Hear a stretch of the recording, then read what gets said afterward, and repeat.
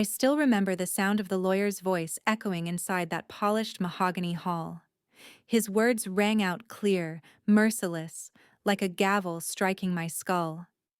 To Emily Parker, the surviving wife, a small wooden property on the edge of Millstone County. Just like that, my world collapsed. A shack. A rotting shack in the woods.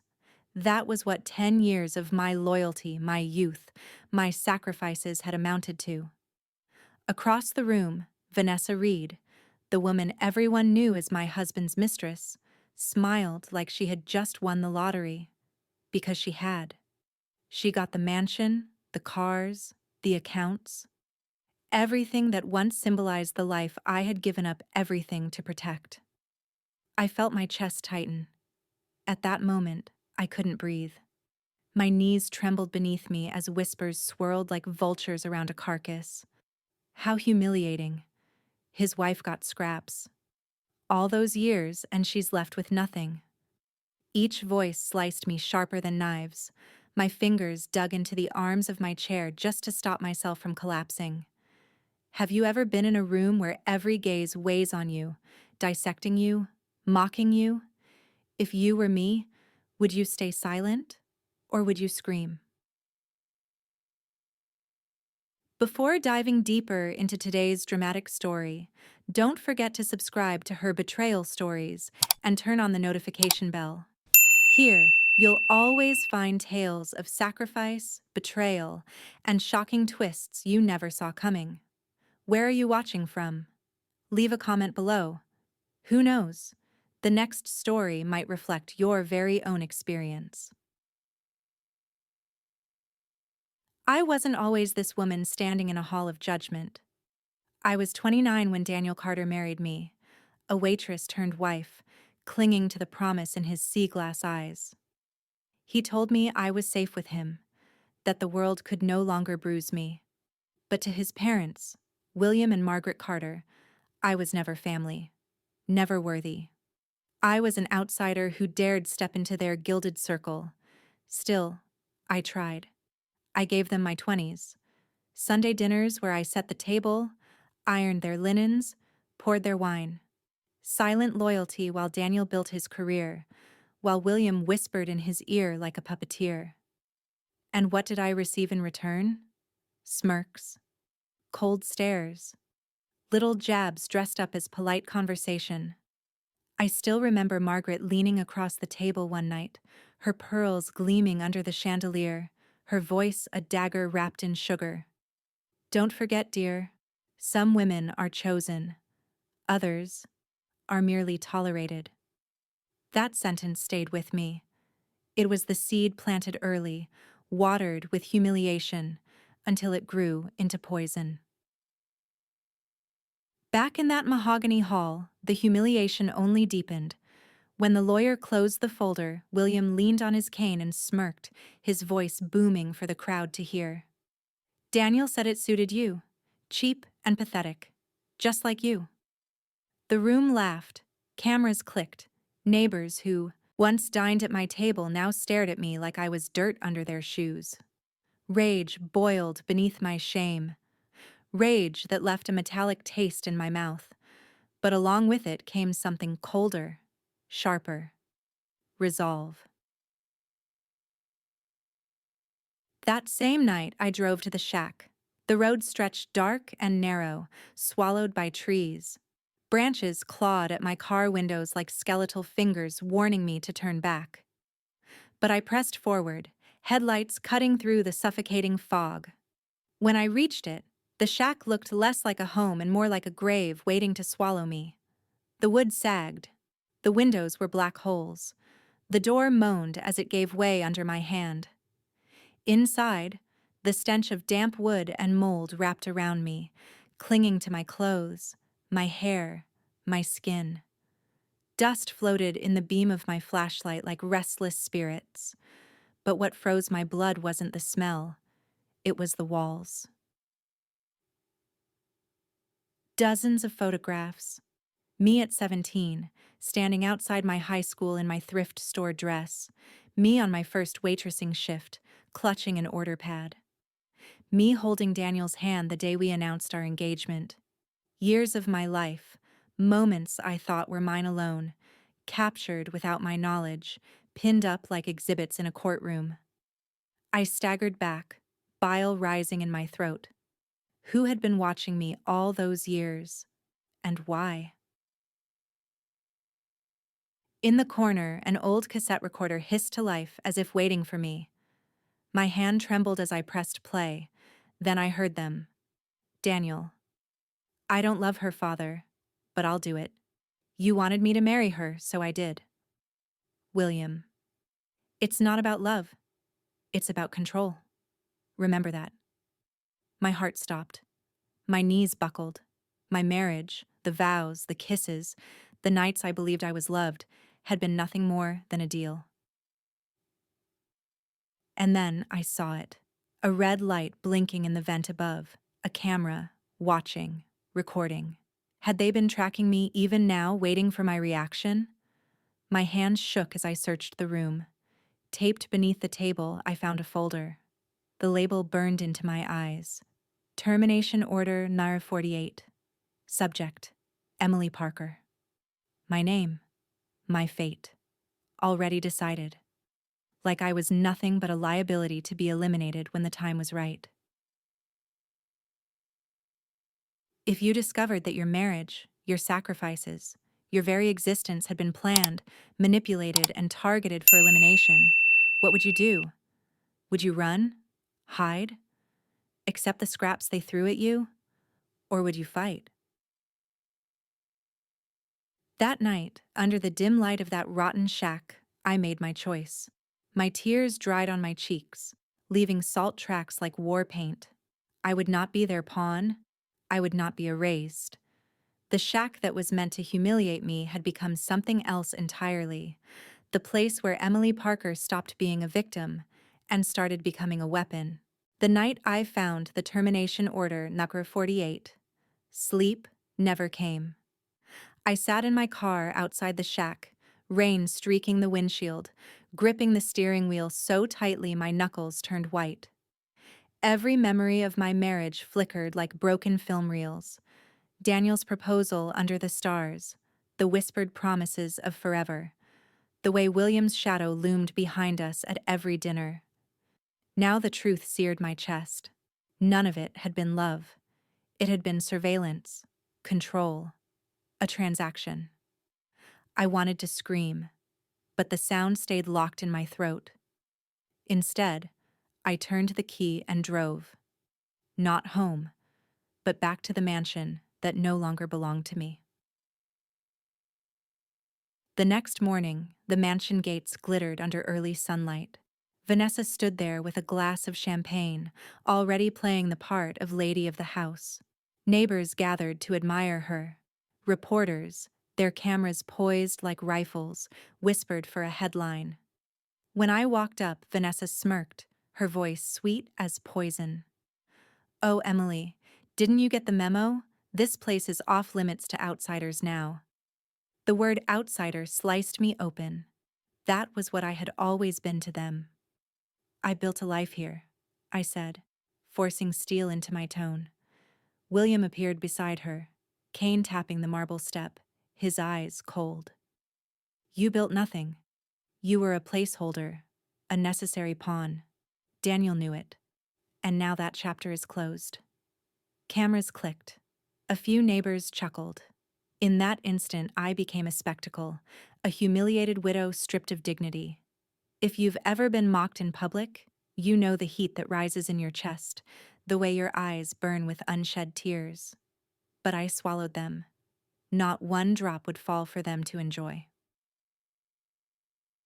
After that day, the phone calls began. Anonymous voices whispered through the receiver, "Leave town, Emily, before it's too late." Letters arrived without return addresses, threats disguised as condolences. Rachel begged me to move in with her and Brian, but I couldn't leave. Not yet. Not without answers. Every night I returned to the shack, flashlight in one hand, notebook in the other, piecing together scraps of evidence. Old ledgers, photographs, handwritten notes. Each discovery felt like another stitch in a wound I hadn't known was there. One note in Margaret's handwriting read, "Keep her busy with domestic duties. Don't let her ask questions." 10 years of my life, laundry, Sunday dinners, loyalty, reduced to an instruction. The worst came on a Sunday. Seeking a moment of peace, I went to church. But even there, Margaret found a stage. She rose during prayer circle, her voice carrying like a hymn of contempt. Some women marry above their station, and when fate corrects itself, they must learn to accept scraps with grace. Gasps filled the room. People turned to look at me. My fists clenched so hard my nails dug crescents into my palms. I wanted to shout back, to tear off her mask in front of everyone. But instead, I walked out. Because I realized something vital. Words wouldn't save me. Evidence would. One evening, as I combed through the shack again, rain tapping the roof like fingers, I heard footsteps outside. My heart slammed against my ribs.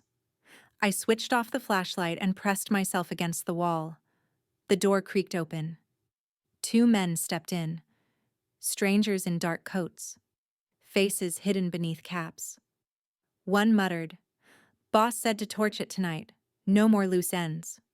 My breath caught in my throat. If they saw me, I was finished. I slid quietly under the table, clutching the termination order like a talisman.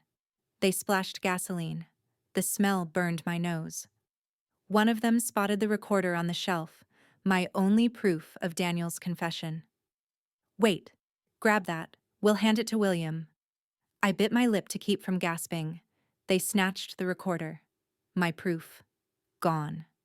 As they left, one dropped a lighter. Flames hissed, then roared. The shack, my only link to the truth, caught fire. I crawled out through the window, smoke clawing at my lungs. I ran into the woods, coughing, watching the place that held my answers burn to ash. The night glowed orange behind me like a dying sun. Covered in soot, hair plastered to my face, I stormed to the mansion. My fists pounded the doors. "You set me up." My voice cracked, hoarse. "You think you can erase the truth with fire?" Inside, Vanessa lounged on a velvet sofa, legs crossed, sipping wine like a cat toying with a wounded mouse. "Oh, Emily, you still don't get it. You were never supposed to last. You were convenient. Replaceable." William entered, clapping slowly, his ring catching the chandelier light. "Brave of you to come here covered in dirt, screaming like a madwoman. But you have nothing. No evidence. Just ashes." My hands shook.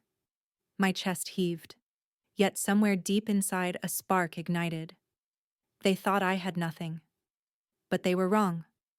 Later that night, Rachel appeared at my door with a cardboard box she'd found in our parents' attic. Inside was a diary, supposedly mine from my teenage years. At first, I didn't understand. Then I saw the handwriting.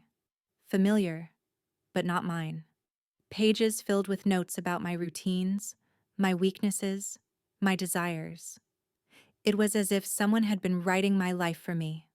On the last page, a line that made my blood run cold. Subject acquired, marriage secured, monitor for compliance. This wasn't just manipulation. This was surveillance from the start. The following week, I tried to open a bank account in my own name. The teller's polite smile turned apologetic. "I'm sorry, Mrs. Parker. All your accounts were frozen. Court orders." Vanessa had filed papers claiming I was mentally unstable, unfit to manage money. William had signed an affidavit supporting it. They weren't just erasing my past. They were cutting off my future. I walked out of that bank with nothing but coins in my purse. And yet, as the cold wind whipped against my face, I whispered to myself, "They underestimate me." Because hidden in my bag was one thing they hadn't burned: the termination order. That night, I pinned it to my wall and stared at it until dawn. My name, written as a liability, my existence reduced to a file. But liabilities can become the most dangerous assets when they start to fight back. I traced my finger over the words and felt something shift inside me. Fear hardened into resolve. I had decided I would no longer be their victim. The termination order, Munner 48, wasn't just a threat, it was a verdict. Proof that in their eyes I had never been a wife, never a partner. Only a subject, a pawn, disposable. But pawns, when they cross the board, become queens. That night I sat at Rachel's kitchen table. The yellow light above us flickered like a dying candle. She poured tea with trembling hands. "Em, this is too dangerous," she whispered. "They've already burned the shack. What if you're next?" I looked at her, my fingers wrapped tight around the mug. For the first time, my voice was steel. "No, Rachel, they tried to erase me, but I'm still here. That means I have something they fear." The next morning, my phone chimed. A single email from an unknown sender. The subject froze my breath. "We need to talk. Daniel wasn't what you think." Attached was a single photograph. Daniel, alive, standing in a shadowed room with Henry Foster, the elusive businessman whispered about at Carter gatherings. My hands shook. Daniel was supposed to be dead. I had buried him. I had touched his cold hand in the casket. Could it be true? Or just another manipulation? The email ended with an address. "Meet me. Midnight. Bring no one." I knew it could be a trap. But something inside me whispered, "This is your turning point." The warehouse loomed like a skeleton of steel and glass. Broken windows rattled in the wind. Graffiti bled down the walls. I stepped inside, heart pounding loud enough to echo. From the shadows a figure emerged. Not Daniel, but Laura Bennett, the reporter. Her eyes were sharp, her voice low. "Emily, I've been following this family for years. They're dirtier than anyone realizes. Daniel's death?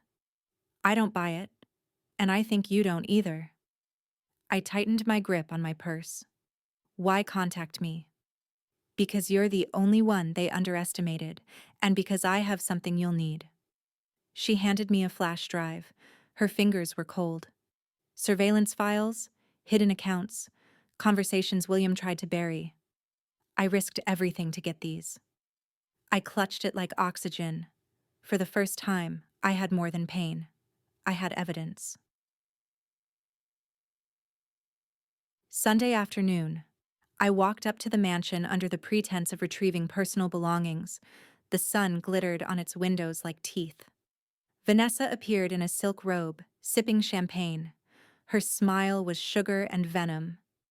"Try not to take anything that isn't yours, dear," she sneered. I smiled back, a slow curve of lips, because in my purse I carried the flash drive, and on it, a recording of Vanessa negotiating with William. "If I'm to keep Daniel quiet, I want full control of the estate." I didn't play it yet. Not yet. Timing was everything. That night, in Rachel's dim kitchen, I inserted the drive into her laptop. Files bloomed on the screen. Bank, transfers, photos, meeting logs, and one folder labeled Joseph's Will. My breath hitched. Joseph, Daniel's grandfather, the patriarch whose empire built the Carter fortune. Inside was a scanned letter in Joseph's own handwriting. "To my true heir I leave not just property, but truth. The shack holds the key. Do not trust William. Blood does not mean loyalty." Tears blurred the words. He had known. He had tried to protect someone. Maybe me.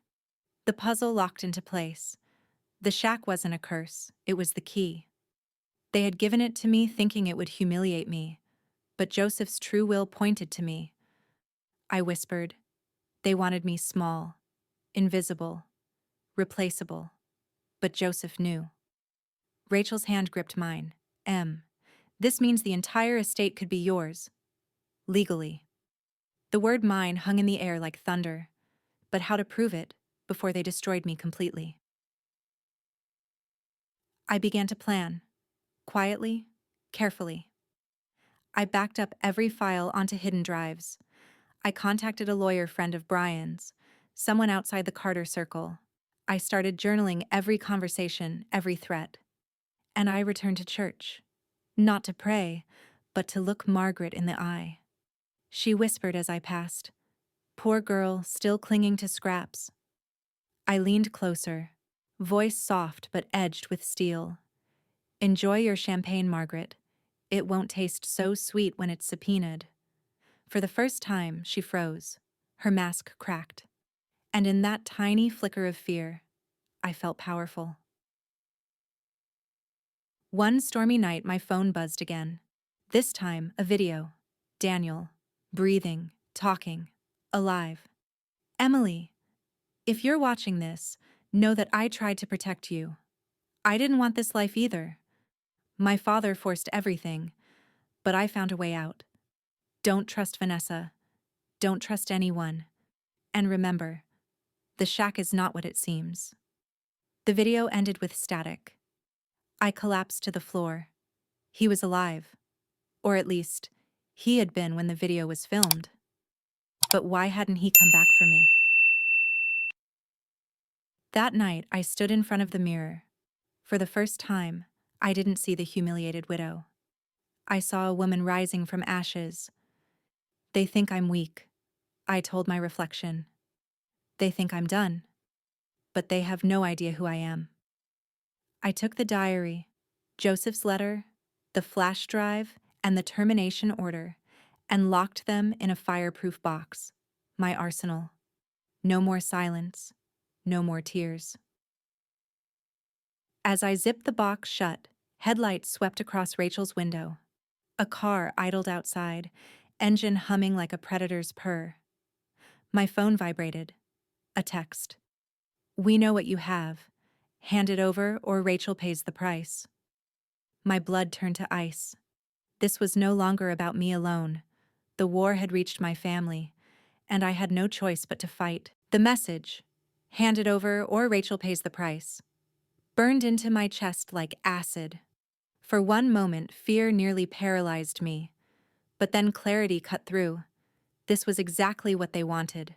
Fear, silence, submission. I turned to Rachel. Her face was pale, her lips trembling. "Emily, maybe we should give it to them. It's not worth—" "No." My voice cracked, sharper than I expected. "They've stolen 10 years of my life. I won't let them take yours too. This ends now." That night, rain drummed against the kitchen window as I spread everything out on the table. Joseph's letter, the flash drive, the diary, the termination order. My hands hovered above them like a general before battle. I called Laura, the reporter. My voice was low but steady.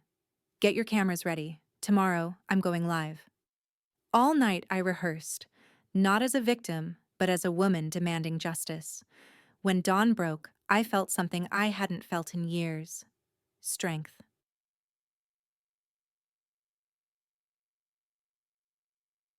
At noon, I walked to the Carter mansion in full view of the press.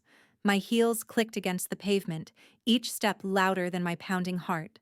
Laura and her crew were already there, cameras humming. Neighbors leaned over fences, curiosity buzzing in the air like bees before a storm. Vanessa stepped onto the balcony, silk robe flowing, a champagne flute in hand like she was royalty. William appeared beside her, cane tapping the marble step, smug as ever. "Back again, Emily?" Vanessa purred, her smile sharp. "Haven't you learned? This house isn't yours." I raised my voice, letting it carry to every corner of the courtyard. "You're right, Vanessa. This house isn't mine. It was never supposed to be yours either." Whispers rippled. Cameras zoomed in. I pulled Joseph's letter from my bag, the parchment trembling only slightly in my hands. "This is the true will of Joseph Carter. The shack you mocked me with?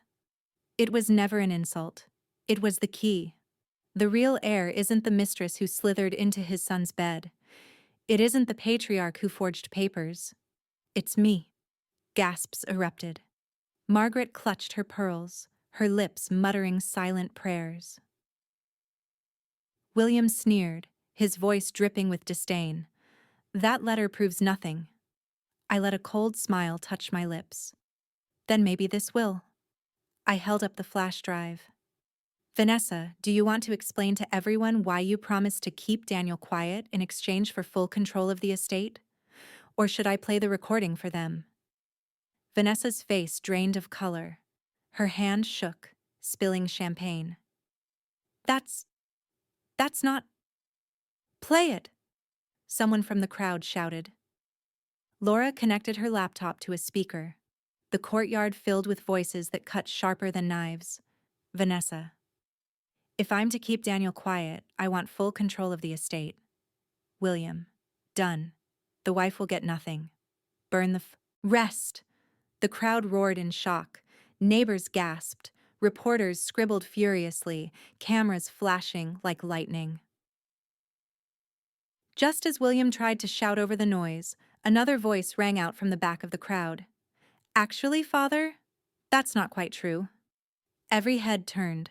My knees nearly buckled. It was Daniel. Alive. He stepped forward, pale but resolute, his eyes fixed on me. Emily deserves the truth. She deserves everything you tried to steal from her. The crowd erupted. Gasps, shouts, chaos. Margaret fainted onto the stone steps. Vanessa's glass shattered against the marble. Daniel, you were supposed to be... Vanessa stammered. Dead? He smirked bitterly. You should know by now. You can't bury the truth. Daniel walked toward me, guilt etched across his face. Emily, I don't expect forgiveness. I was weak. I let them control me, but I couldn't let them kill you. I faked my death to buy time. Tears pricked my eyes. You destroyed me. You let me believe. I know. His voice cracked. But I'm here now. And I'll stand with you against them. For the first time, William faltered. His voice cracked with rage, spit flying as he shouted, You ungrateful boy! Do you realize what you've done? Daniel turned to him, calm, steady. Yes, I've ended you. Laura raised her microphone. Emily, what do you want the world to know? I lifted Joseph's letter high, my voice shaking but loud. I want the world to know that respect isn't inherited by bloodlines or bought with money. It's earned through love and truth. And today, I take back what was stolen. Cheers surged through the crowd. The live stream spread like wildfire. Within minutes, police officers marched up the mansion steps, warrants in hand. They seized William's files, Vanessa's documents, Margaret's accounts. The mighty Carter empire crumbled under the weight of truth, broadcast for the world to see. As William was dragged away, his glare cut through the air. You'll regret this. You were nothing without us. I stepped closer, steady, cinematic, final. This villa? It's mine, and you're trespassing. The crowd erupted in cheers, phones flashed, reporters shouted. For once, I didn't shrink. I stood tall, a woman reborn. That night, alone in Rachel's house, I stared at my reflection. Justice had begun, but peace hadn't come. Daniel's return stirred more questions than answers. Could I ever forgive him? Or was his reappearance just another part of their game? I touched the glass, whispering to myself, You survived, Emily, but survival isn't the same as freedom. Then my phone buzzed. Another anonymous message. Joseph's will wasn't the only secret. Meet me tomorrow, or you'll never know the whole truth. Heart pounded. Who could it be this time? Another ally? Or another trap? The war wasn't finished. And I knew, whatever waited for me tomorrow would either set me free or destroy me for good. That night after the showdown at the mansion, sleep refused to come. Victory should have felt sweet, but instead it felt strange, almost hollow. Yes, William and Vanessa were under investigation. Yes, Margaret's venomous whispers had finally turned against her. And yes, Daniel's return had shocked the world. But inside my chest, a storm still raged. Betrayal, grief, anger, and something fragile I hadn't felt in years. Hope. Weeks later, the case reached the courtroom. The place was packed. Journalists scribbling in the front row, neighbors craning their necks, strangers who had followed every detail of my story online. William sat stiffly in a tailored suit, trying to project power, though his fingers trembled on the armrest. Vanessa looked pale, her expensive jewelry clinking like chains. Margaret avoided my eyes completely, staring at the floor as if it might swallow her. When the judge asked for opening remarks, my lawyer rose.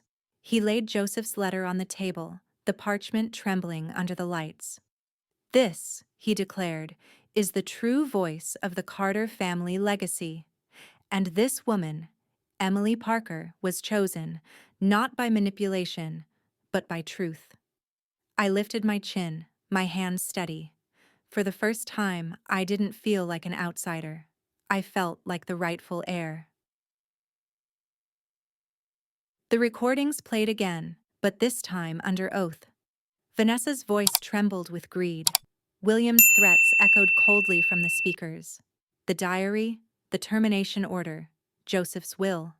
Together, they painted a portrait darker than anyone in that room had ever imagined. The judge's gavel struck like thunder. The court recognizes Emily Parker as the rightful heir to Joseph Carter's estate. Furthermore, charges of fraud, conspiracy, and attempted coercion will proceed against William Carter and Vanessa Reed. Gasps filled the courtroom. Reporters' pens scratched furiously. I felt tears blur my vision, not from sadness, but from release. 10 years of humiliation had condensed into one moment of truth. Outside the courthouse, cameras swarmed like vultures. Daniel slipped through the chaos until he stood inches from me. His voice was low, meant for me alone. "Emily, I don't deserve your forgiveness. I was a coward. I let them control me, use you. But when I saw the termination order with your name, I knew I couldn't let them finish what they started. That's why I faked my death." I studied him, the man I had once loved, the man who had broken me. His eyes, once filled with confidence, now brimmed with regret. "Daniel," I said softly, "I don't know if I can ever forgive you, but I can see you tried, in your own way, to save me. That has to be enough." His shoulders sagged, relief and sorrow mixing. "Maybe one day you'll find peace, even if it's not with me." For the first time, I believed him. When I walked through the mansion's doors again, it was different. Not as a servant, not as a tolerated outsider, but as its rightful owner. The air felt lighter. The portraits on the walls no longer loomed as threats, but as history I could finally face. I wandered each room, the grand dining hall where Margaret had humiliated me, the study where William had schemed, the balcony where Vanessa had smirked like a queen. And I whispered to the empty air, "This place doesn't own me anymore. I own it." But the true triumph wasn't the mansion, it was the shack. I rebuilt it, not into a luxury cabin, but into something greater, a memorial of truth. Inside, I placed copies of Joseph's letter, the diary, the recordings. The floorboards still creaked, the roof still sagged, but the walls now carried a new name, the House of Truth. I opened it to the community, free for anyone to visit, because betrayal thrives in silence, and I refuse to let silence win again. One evening, a woman in her 60s approached me there. She clasped my hands, tears glistening in her eyes. "My husband left me with nothing too," she whispered. "Everyone laughed at me, but watching you, I feel like I can stand tall again. I hugged her tightly, and I realized this was bigger than me. My pain had become power. My story had become a mirror for others. Respect isn't given by bloodlines or wealth. It's earned by love, kindness, and the courage to rise when the world tries to bury you. I was handed a shack meant to shame me. I turned it into a monument. That is what betrayal can do. It can break you, or it can rebuild you stronger than ever. And if I could do it, so can you. If you were in my shoes, standing in that courtroom, hearing your name finally cleared, what would you have felt? Relief? Rage? Or both? Have you ever seen injustice in your own family? Inheritance disputes? Favoritism? Cruel words that left scars? Share your story in the comments. Your voice matters. And here, in this community, no one suffers in silence. Don't forget to subscribe to Her Betrayal Stories and ring the notification bell. There are countless women like us, countless stories waiting to be told. And together, we'll keep proving betrayal never has the last word.